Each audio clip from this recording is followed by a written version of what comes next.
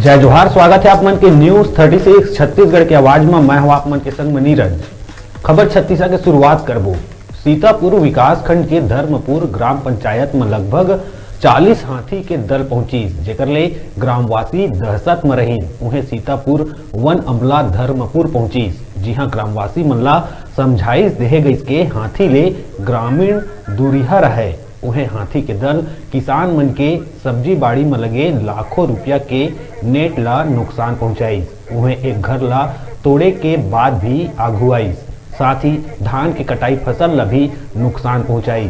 Sitapur one अमला हाथी के दल के ऊपर रात भर नजर बनाए रखी।